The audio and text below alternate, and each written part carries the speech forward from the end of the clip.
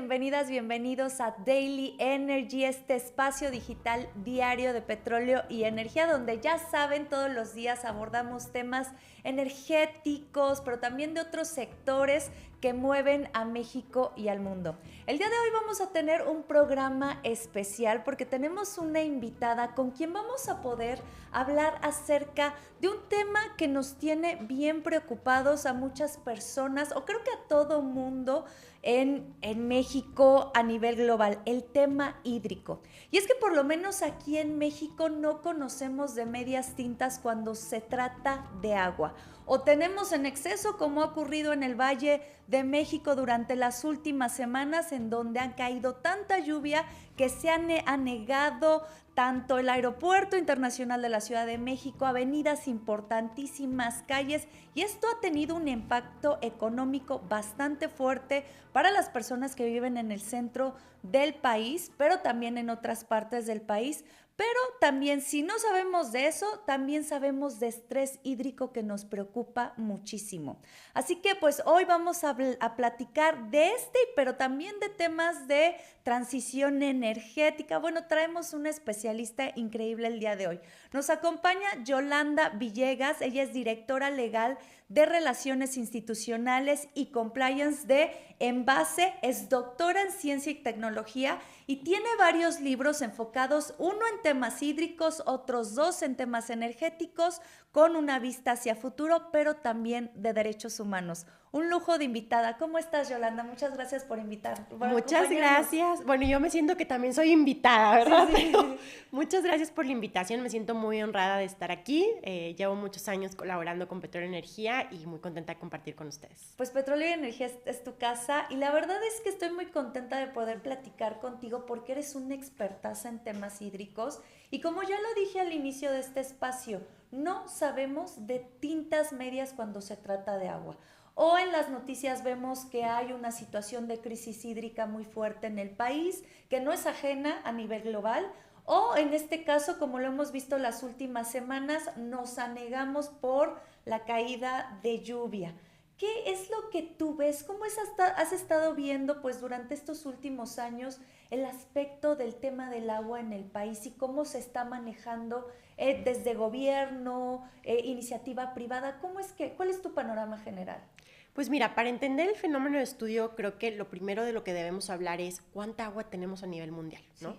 Entonces, sabemos que tenemos 510 millones de kilómetros cuadrados en la Tierra, de los cuales 79 es agua y 21% es tierra. Por eso en mis conferencias siempre digo, deberíamos de llamarnos agua en lugar de planeta Tierra. Okay. El problema es que del 100% del agua que tenemos, digamos que el 97% es salada y el 3% es dulce. Entonces te vincula un horizonte mucho más pequeño y todavía de ese 3% que tenemos, el 77% está congelado en Groenlandia y la Antártida, el 22% está en el núcleo subterráneo ultraprofundo y solo el 1%, que es lo que conocemos, ríos, lagos y lagunas, nuestros acuíferos tradicionales, es de donde nos abastecemos. Entonces la problemática principal que tenemos es que 1.2 billones de personas ya tienen un estrés físico del agua, que significa que ya no cae la precipitación en forma de lluvia como lo hacía en años anteriores. Y por otro lado, 1.6 billones de personas están en escasez económica del agua, que significa que aunque caiga la lluvia, las ciudades ya no tienen el dinero para traer el agua y la infraestructura que se necesita para todos nosotros. Entonces, como podrás notar, es un fenómeno bastante extremo, tenemos estrés hídrico y además si lo comparamos con el mapa mexicano, fíjate que del centro al norte del país es quienes producen el 80% del Producto Interno Bruto, pero es quienes solamente tenemos un tercio del agua dulce disponible. Okay. En México. Ajá. Entonces, del centro al sur, que producen el 20% del Producto Interno Bruto, solo tenemos 2/3 partes. ¿Qué significa? La ronda del agua es inequitativa. Donde más se necesita no se tiene y donde, digamos, menos se necesita, tanto por tema poblacional como por tema de industrialización y Producto Interno Bruto, es donde más tenemos agua. Entonces, ¿cómo vamos a llevar esa agua al norte del país? Este concepto del que hablas es bien interesante, es estrés económico del agua. Ajá. Ok, y justamente creo que describes algo que probablemente podría estar pasando en varios espacios del país, ¿no? O sea, aunque cae el agua, no hay forma o no hay elementos, infraestructura para, pues, juntarla, distribuirla de manera equitativa. Cuéntame qué es lo que está pasando y tal vez en qué zonas se está viendo más afectado por esta situación. Bueno, cuando tú ves los mapas, que esos los proyecta la Conagua, vemos literal los picos de estrés hídrico. Entonces ya hay muchas zonas que están en sequía severa, sequía normal, anormalmente seco, y hay muy poquitas francas del país donde tú ves que no hay sequía. Entonces, ¿qué tenemos que hacer? Sí, tecnologías de captación de lluvia, pero de la que yo te vengo a hablar el día de hoy es cómo obtener agua de la fuente subterránea ultraprofunda, de ese 22% del que estamos hablando, que está disponible a nivel mundial. Hay 4 tecnologías que ya lo hacen en el mundo. Entonces tenemos ADROC, Georesonance, Airwater, y todas estas tecnologías que te menciono ya están probadas en Rusia, en Francia, en Estados Unidos, por ejemplo. ¿Qué hacen las tecnologías? Digamos que tienen un mapeo geofísico y geotécnico y la imagen satelital, y van haciendo cada vez más reducido el punto donde vamos a, digamos, a proyectar el agua. El protocolo que utilizamos es igual al del petróleo, es una cementación para sacar el agua a presión.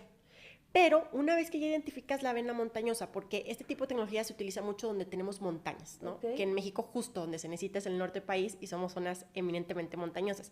Cuando ya encuentras esa vena que vas a explotar, cavas, cementas, sacas el agua y ya se ha visto a nivel mundial incluso en zonas como Trinidad y Tobago, como Francia, como África, como California, como Texas, Dakota, lugares donde ha habido mucho estrés hídrico, donde ya han utilizado estas tecnologías y han logrado sacar agua que incluso puede ser para consumo humano.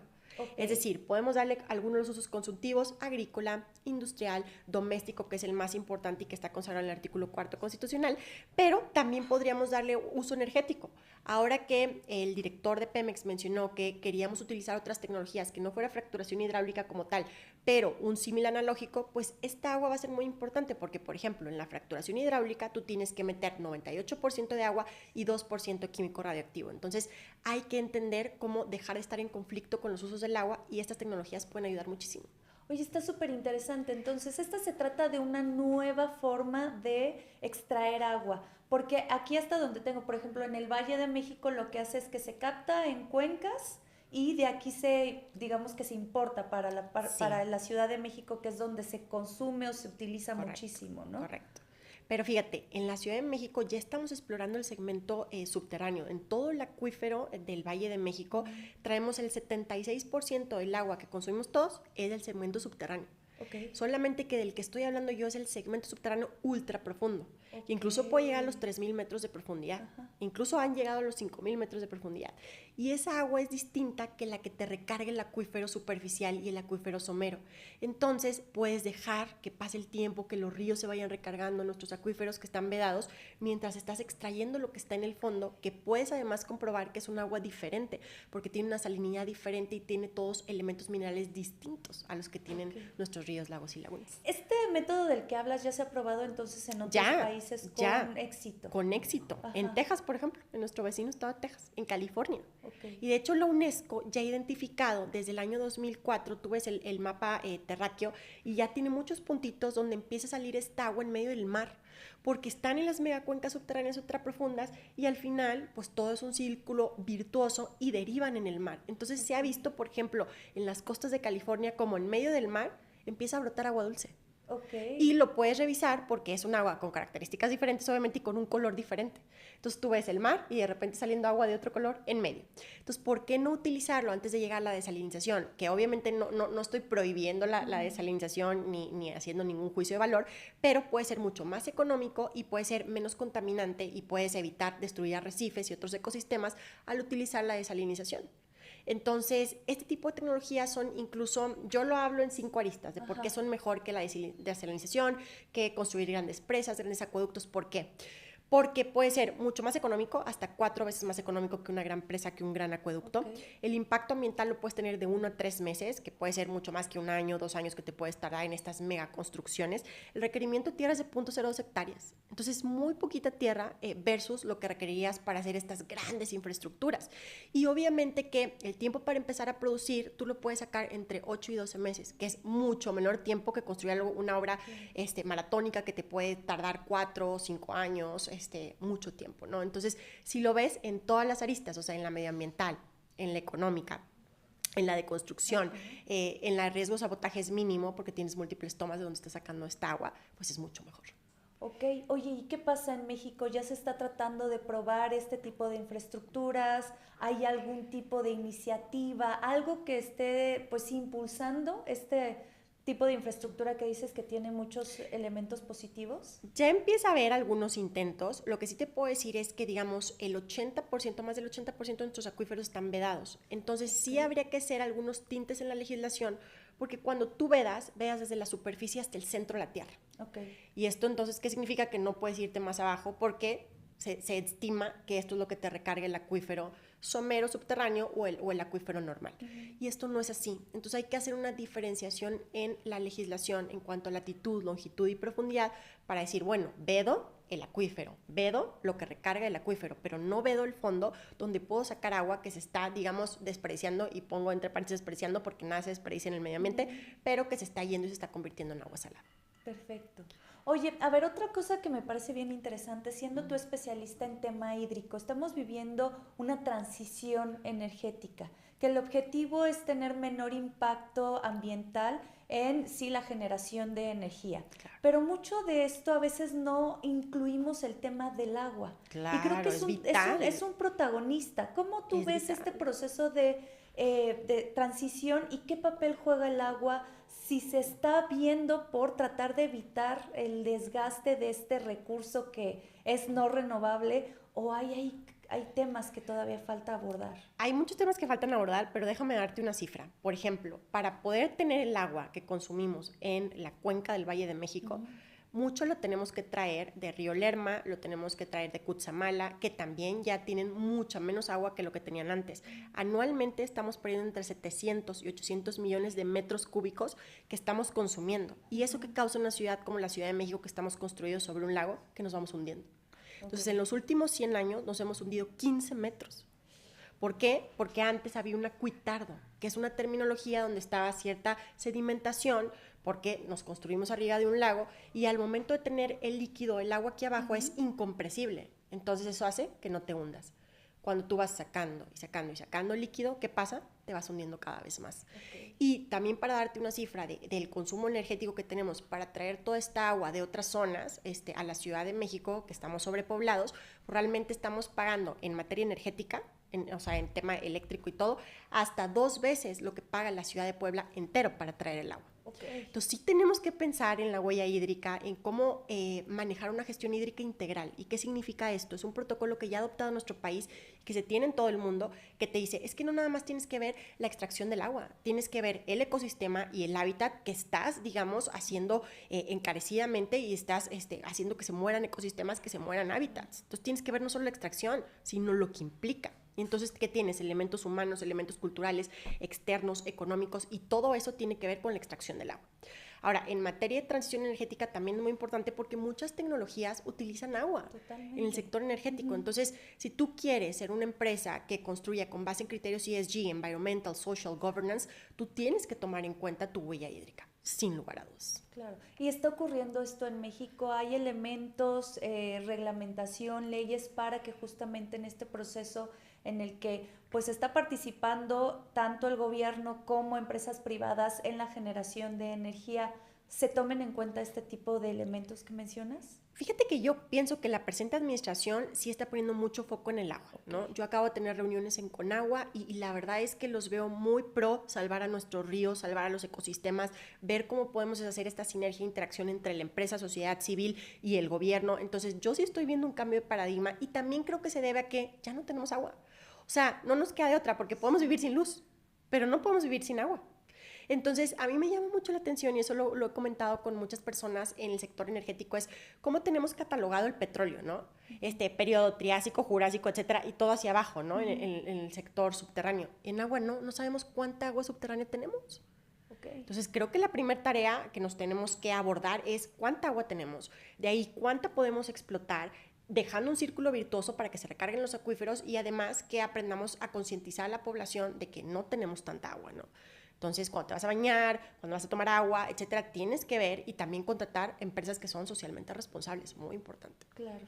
Justamente esto que mencionas acerca del tema de la administración, la nueva administración, los cambios que ha habido, entonces tú haces una evaluación positiva respecto a lo que está pasando en este momento. Sí, o sea, creo que sí está habiendo un cambio de paradigma y creo que están implementando programas. Está el Plan Nacional Hídrico, que está bien interesante. Se va a ingresar mucho presupuesto para temas hídricos, y eso te lo puedo mandar ahí para que también lo compartas con todo tu público, porque realmente se va a invertir en el tema hídrico. Y es bien importante porque mucha de la infraestructura, por ejemplo, en la cuenca del Valle de México, solamente usamos el agua en un 15% para el sector agrícola, que es la seguridad alimentaria, y todo lo demás casi es doméstico.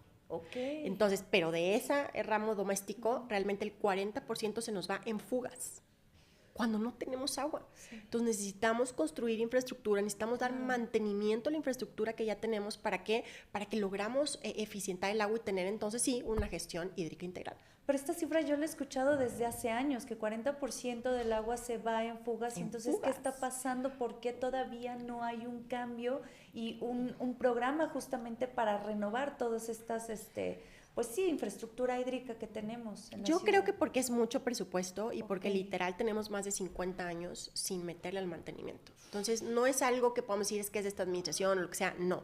Creo que esta administración está haciendo su mejor esfuerzo. Creo que el programa, el Plan Nacional Hídrico es fundamental para que se hagan estas sinergias que te comentaba. Y sí pienso que nosotros también como ciudadanos debemos de pedir al gobierno que vea el tema del agua, que yo creo que es algo que a lo mejor a veces no vende políticamente, y por eso también nos ha hecho una reforma a la Ley de Aguas Nacionales que tiene ya casi 30 años en vigencia sin una modificación extensiva. Necesitamos cambiarla porque ya estamos frente a otro paradigma.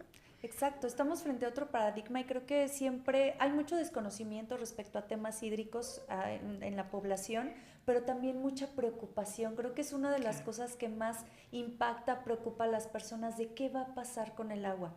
Y en ese sentido, tomando que tú eres especialista en este tema, ¿qué ves hacia futuro y cómo debe ser la gestión que tenemos del agua tanto desde una manera individual como en espacios como empresas privadas y también la gestión del Estado?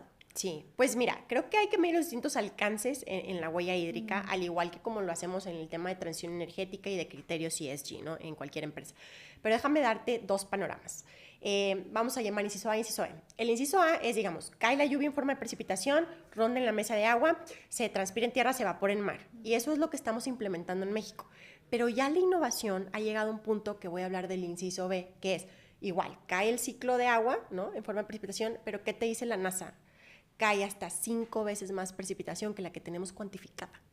Y se infiltra 20 veces más en el subsuelo. Entonces se percola para crear estas mega cuencas subterráneas ultraprofundas. Entonces ahí debemos de apuntar hacia la innovación, hacia el desarrollo, todo este R&D, Research and Development, para encontrar nuevas soluciones fuera de la caja, que además no te impliquen vaciar tus ríos, lagos y lagunas, y tampoco estar trayendo agua de otras ciudades, que te implica este costo de 2 veces el costo energético de la ciudad de Puebla, y entonces encareces todo, lo económico, lo ambiental y la sostenibilidad. No, hay que optar por estas soluciones nuevas. Oye, pero a ver, tengo una duda, porque este tema me pone un panorama absolutamente diferente al que siempre he escuchado en temas hídricos. Este tipo de infraestructuras, ¿en dónde se podrían instalar o poner? O sea, ¿sería muy cerca de la ciudad? Es que solo necesitas 0.02 hectáreas. Entonces, si puedes poner grandes presas y grandes acueductos, que no puedas dar 0.02 hectáreas, que te requiere mucho menos que 10 hectáreas o que 20 hectáreas para hacer la construcción. Wow. Y entonces también evitar ese riesgo de sabotaje que te mencionaba. Porque entonces yo tengo una toma aquí, tengo otra toma acá, tengo otra toma acá, cerca de las urbes, y entonces elimino o digamos hago más pequeña el tema de la escasez económica del agua. Me encanta las ideas que nos traes. A mí me gusta porque siento entonces que no es un panorama catastrófico el que tú nos planteas, sino que simplemente se necesita innovación, por supuesto presupuesto, y sí, darle una vuelta a este paradigma que teníamos hídrico hasta hace unos años. Claro, pero ¿en dónde está México en el Índice Mundial de Innovación? En el lugar número 54. Entonces, hay que avanzar, sí con educación, sí con desarrollo y también con múltiples especialistas. Tenemos el Instituto Mexicano de Tecnologías del Agua, que tiene especialistas de primer nivel, tenemos a la Conagua, tenemos a Semarnat, y obviamente en todo este mapa del agua, que también con eso quiero cerrar en este tema del agua, es bien complejo. Si tú ves el mapa del agua de las autoridades, tienes a Conagua, tienes a LIMTA, tienes a Profepa, tienes a la Secretaría de Economía, tienes a la Secretaría de Energía, los tratados internacionales, los acuerdos internacionales, los estados, los municipios, los consejos de cuenca, los organismos de cuenca. Entonces, es bien difícil tomar decisiones en el tema hídrico. Perfecto, me encanta lo que nos mencionas. Dices, ya cerraste el tema hídrico, ahora nada más para aprovechar que estás aquí, eres especialista en el tema. ¿Cómo ves el proceso de transición energético que se está llevando a cabo en México? Hace una semana vimos un cambio o una propuesta de cambio que quieren hacer dentro de Pemex. También hay cambios en el sector eléctrico. De manera un panorama muy general, para ya no abusar de tu tiempo, ¿qué es lo que estás viendo en este momento? Yo creo que va a haber mucha inversión. El Plan México te habla que de los 89 gigawatts que tenemos en el sistema, todavía vamos a implementar 28 gigawatts adicionales, ¿no? Y mucho de esto va a requerir almacenamiento, ¿no? Por lo menos 10 gigawatts, y ese almacenamiento debe ser con fuentes renovables, ¿no? Con energía solar, etcétera. Cuando hablamos de hidroeléctrica, yo sí ahí hago una pausa. ¿Por qué? Porque hay lugares donde generas grandes inundaciones y hay lugares donde generas grandes sequías. Entonces, tampoco es verdad que la hidroeléctrica es la panacea. Sí es la forma de energía más limpia y sí tenemos que apuntalar hacia allá, pero también hay que pensar si podemos hacerlo sin inundar regiones o si podemos hacerlo frente a una escasez hídrica donde necesitas el agua para beber, ¿no? Entonces, hay que tener cuidado con eso y no creo que debe ser la primera forma de despacho eléctrico. No lo considero. No obstante, sí debemos de tomarla en cuenta. Creo que también la energía solar, lugares como Tamaulipas, todavía tenemos gran perspectiva solar. Oaxaca, por ejemplo, ya está ocupada en un 97%. Tamaulipas todavía tiene libre más del 90% para hacer energía solar, ¿no? Entonces, también energía eólica, tenemos mucho espacio, pero sobre todo yo creo que la transición energética hay que entenderla como este proceso gradual. No es de un día para otro. El petróleo va a seguir siendo muy importante durante los próximos 30, 50 años, sobre todo en países como México, y yo estoy a favor de explotar nuestras reservas, porque después vamos a tener activos varados. Entonces, explotemos nuestras reservas, con esta economía traslademos en las calles, en las escuelas, en la transición energética, y obviamente siempre en torno a descarbonizar, descentralizar, democratizar y descentralizar. Perfecto. Yolanda Villegas, de verdad, qué placer tenerte aquí en el espacio de Daily Energy. Ya lo dijiste y te lo repetimos, petróleo y energía es tu casa. Y de verdad esperemos que te volvamos a tener por acá. Claro que sí, con mucho gusto. Gracias por la invitación. Gracias. Gracias a Yolanda Villegas, directora legal de Relaciones Institucionales y Compliance de Envase. Yo soy María Fernanda Navarro. Llegamos al final de este espacio, pues especial de Daily Energy. Nos vemos mañana.